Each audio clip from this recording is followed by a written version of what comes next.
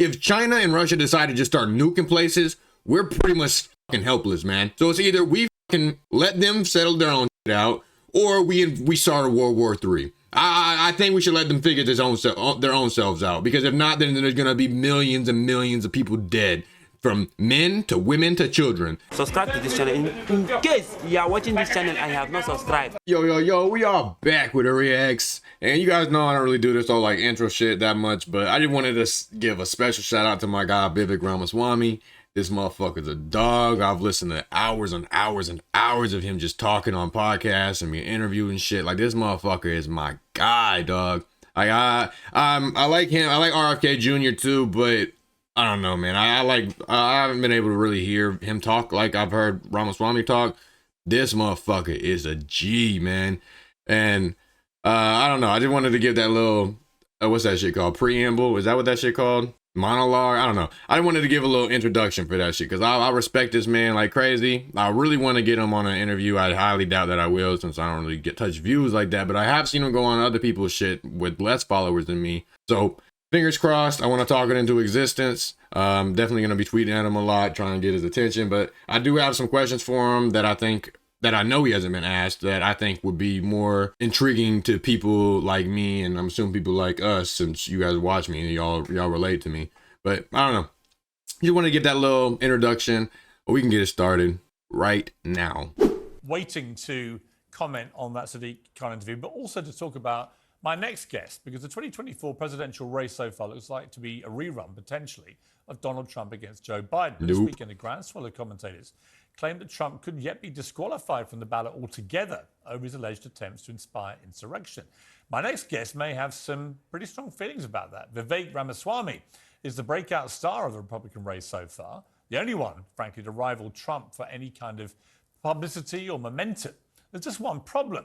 He hasn't really explained yet how he'll actually beat Trump. Well, Vivek joins me now. Great to see you again. Yeah, there's plenty. Well, he hasn't explained how, but he's explained how he believes he will. It's good to see you, Piers. How are you? Well, first of all, an apology, because I've always called you Vivek, and then you very kindly corrected us all and said you are Vivek as in cake.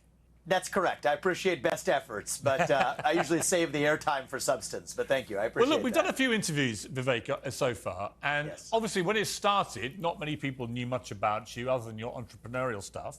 Now, since the last debate, you've become incredibly well known, very well talked about, and a lot of unfriendly fire is coming your way. So my first question is, how are you handling being now in the proper spotlight of being a presidential candidate? I'm fine with it. And I do think, Piers, that's part of the process. We jumped into this race early on, going in eyes wide open, knowing that politics is a dirty sport. It's filled with falsehoods. You may have seen a report over the weekend that actually one of the other candidates' large super PACs was taking credit to their donors for the attacks that have been manufactured against me. That's okay. I can handle it. And to tell you the truth, if I'm asking the people of this country to ask me to represent the U.S. across the table from Xi Jinping, I better be able to sit across the table from other candidates or from left-wing media or anybody else. So we're doing just fine with it.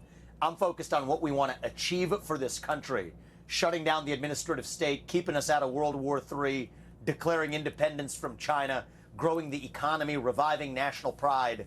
These are my actual focus areas, not some side attacks that I really could care less for. Okay, look, you've certainly been so far, I would argue, the most pro-Trump of the other candidates. But that raises the question, if he's so great, even to the extent you would pardon him of any crimes he may be convicted of, why would you run against him? Why not just let Donald Trump run again and potentially win again, and maybe you get a good job out of it? In other words, if you keep talking him up, how does that help you? This is one thing that I would like to dig more deep into, because I've heard him answer this a few times about how he doesn't think Trump is guilty of this shit. He thinks it's all a political attack. But I've heard him talk to Bill Maher, I think, and he kind of laid out all of his crimes. And I would like to know what he genuinely thinks about all of the crimes, because some of them they're not escapable from, like him bribing the porn star or whatever the fuck it was. I don't know all of them, but I would do research before I ask him. But I would like to ask him exactly why he thinks that all of his crimes should be pardoned. So the answer is, I'm not looking at what's going to help myself or not. I'm looking at speaking the truth. And I do think he was an excellent president as judged by results, but I'm going to deliver something that he did not. National unity. Uniting Yes. this country is a top objective for me. I'm 38 years old. I am the youngest person ever to run for U.S. president as a Republican. And Piers, we're reaching the next generation in droves. We're reviving national pride amongst young Americans. 40% of my 100,000 plus donors are first time ever donors to the Republican Party in any form. That is unheard of. That number is normally 2%. And so, yes, on 90% of policy areas, I do agree with Donald Trump, and I respect his accomplishments. But there's more to a president than just being a policy book in a binder. Part of this is how we reunite this nation. Right. I think I'll be best positioned to accomplish that. And I look forward to working with Donald Trump when I hope he's my advisor, frankly, my mentor in my first year in office. That much I will take. But that's how I think this is going to play out. See, that's why I would like him the most. And like I kind of was on the fence about going back and forth with Trump because Trump's been in there. I feel like he knows what he's doing, what he plans on doing, but he won't unite us as a country. He will have us divided just as he always has. I mean, he's kind of probably got more people on his side now, but I don't know, man. Some people just hate Trump. Like there's so many people that just despise him and will never even hear him out, even if he says the sky's blue, they will not hear him out.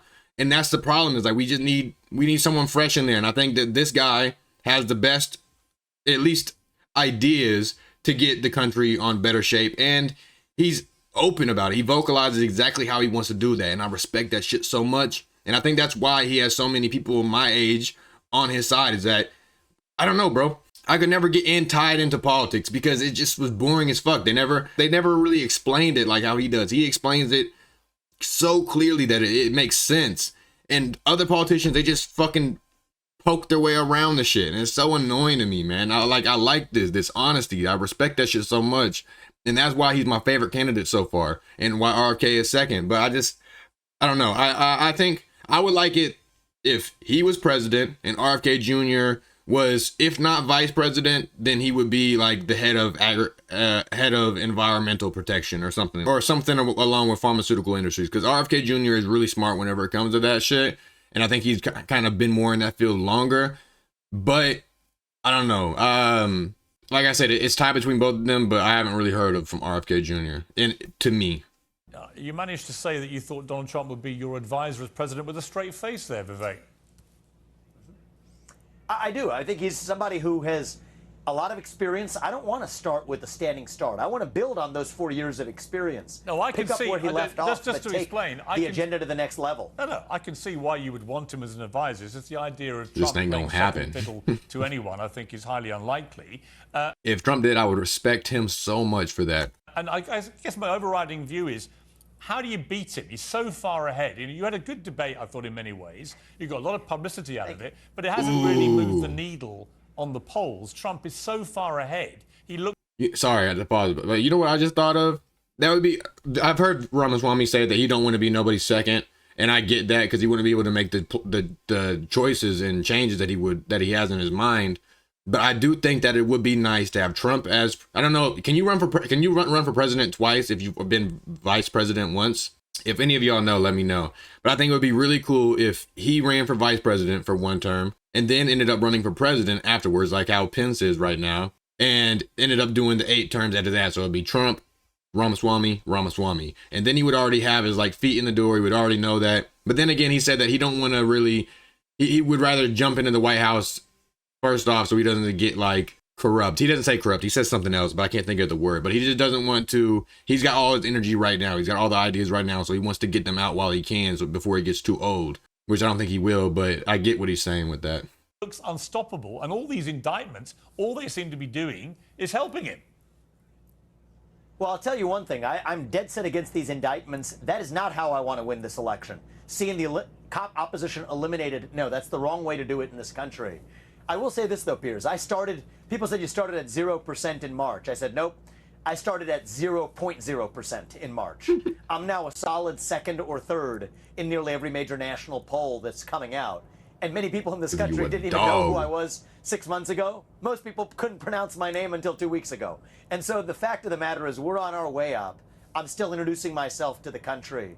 And I'm confident that we're going to be successful. Okay, I'm talking to you from a farm in New Hampshire We're meeting voters, and I think we're very confident about where we're headed. You are going to have to take the gloves off with Trump at some stage, maybe on a debate stage. So what You don't have you like to. about Donald Trump? He could disagree with, but you don't have to fucking destroy someone like how all politics has always been. And that's why another reason why I respect him. Well, look, it's less about what I don't like about him, but what I do think this country needs to go further. I will unite this country, and if Trump was going to do that in his 4 years, that would have already happened. He delivered great results, but I think we have to actually speak about this country in a way that reaches the next generation. Talk about what it means to be an American. He's too divisive. Piers, I'm not in this race to run against anybody, but I am unified. Well, you are, but Vivek, in this you race are. To be unified. Vivek, and I think that's. I know. Look, that sounds. The essence That's the problem with the fucking campaigns, man. Like, it really shouldn't be about. I mean, I guess it is like a competition to see who wins, but it really shouldn't be like all this fucking mudslinging that be going on. Like it honestly should show a lot about someone's character. I mean, I get it. We want a strong and powerful leader, but dog, I think it's more strong to not have to resort into name calling and mudslinging to stand up for your beliefs or your points with just arguments. Like, that is so respectable to me. What's different I about know, my candidacy. but that sounds great, but you are in a race, and you are going to have to try and beat Donald Trump. And it's interesting to hear you admit that the dividing point for you is he's too divisive, right? I think I am more unifying. That's the answer. And I think that that's more important. And the way we're going to unite this country is not by tearing down other people who have made great contributions to this country, Donald Trump being high on that list among them, but by actually articulating what this country stands for. Answer what it means to be an American at a moment where we're in the middle of a national identity crisis. Fill that void in the heart of the millennial generation and younger with an actual vision of national identity instead of woke poison or any other poison that fills that void.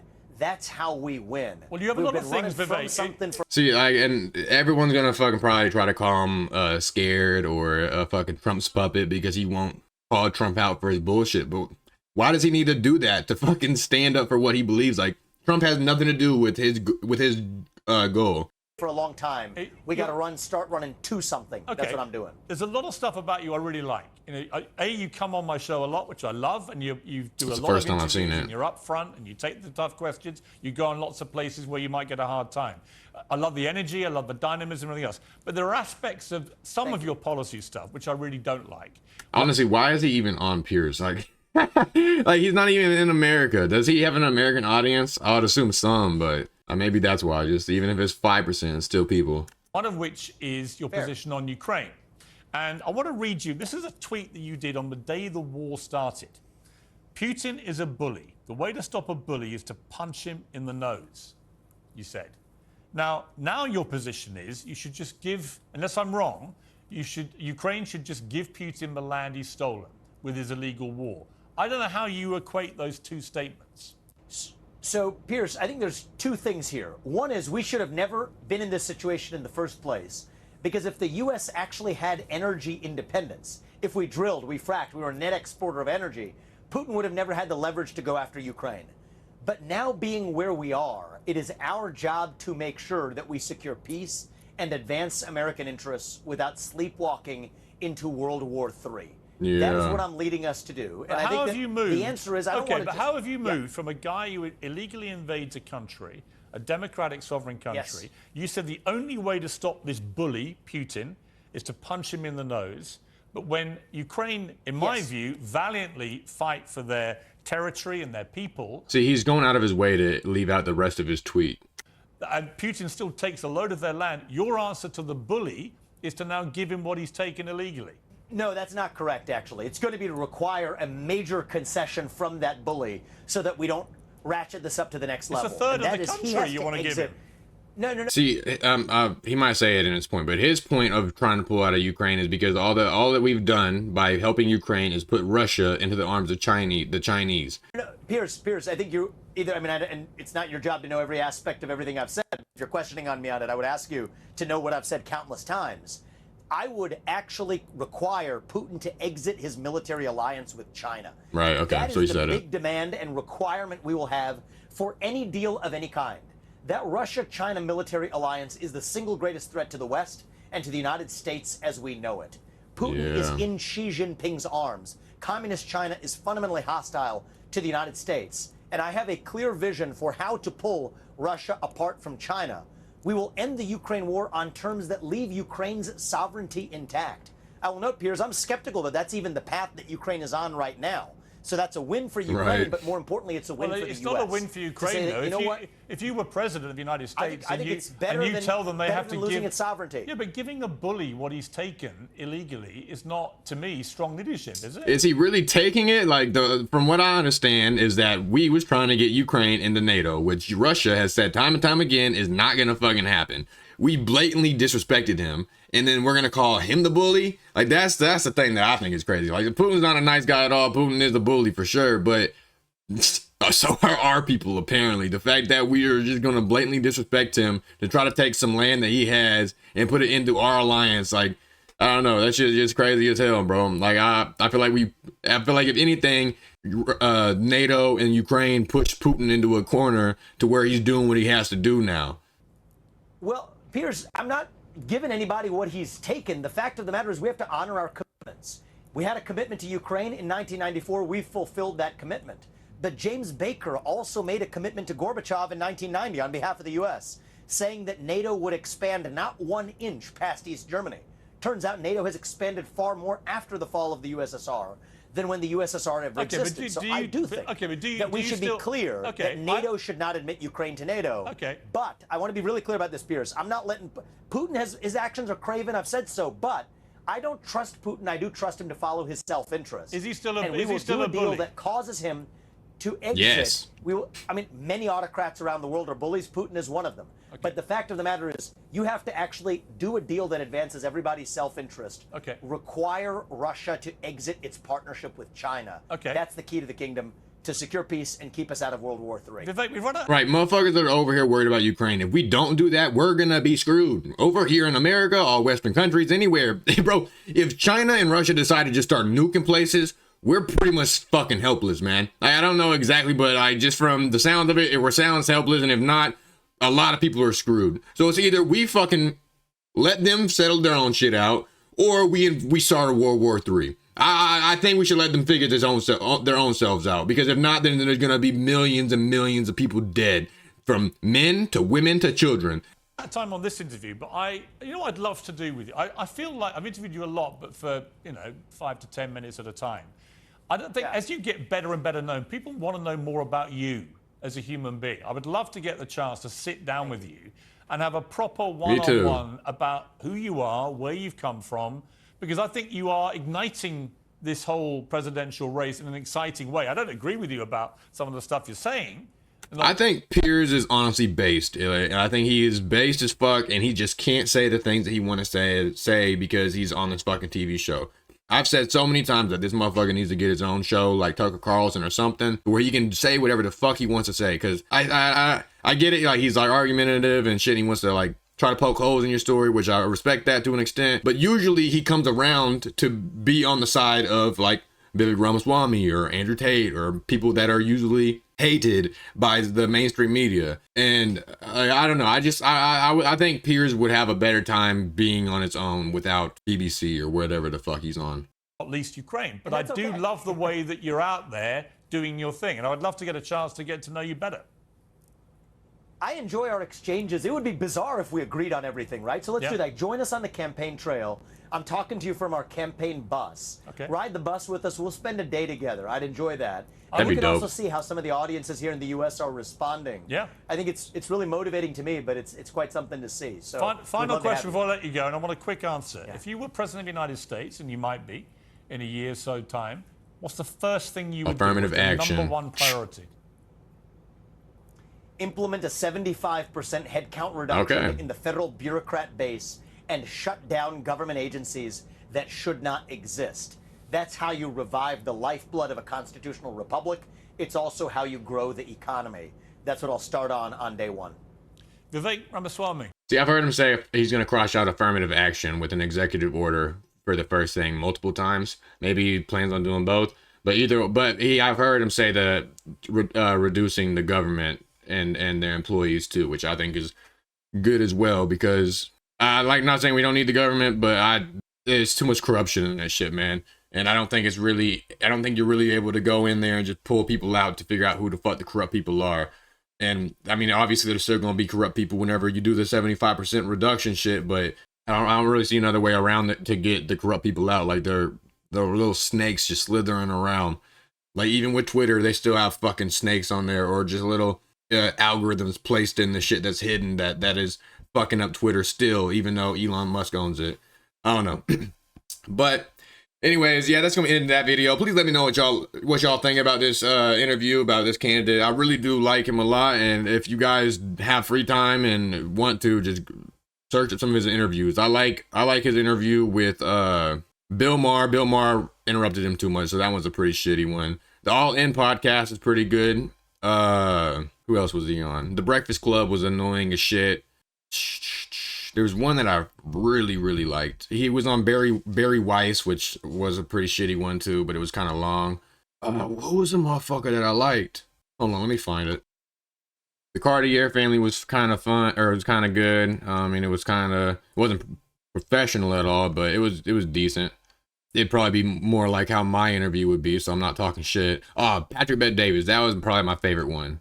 Patrick Bet-Davis had him on. He had him on twice. I didn't watch the earlier one, the oldest one, because I figured that it probably had a bunch of the same points. I might do that at work one day. And with Elon Musk had him on Spaces. If you just look up Vivek Ramaswamy, Elon Musk, it'll pop up. But I definitely recommend the shit. He's really easy to listen to, and his points just make sense, even if you're not really political. And it's like a breath of fresh air, honestly. But anyways, that's going to be the end of that video. Please leave a like if you've got anything to say about the video. Let me know down below. You know I read every single comment. And if you fuck with your boy, would you please give me a subscription? With that said, deuces.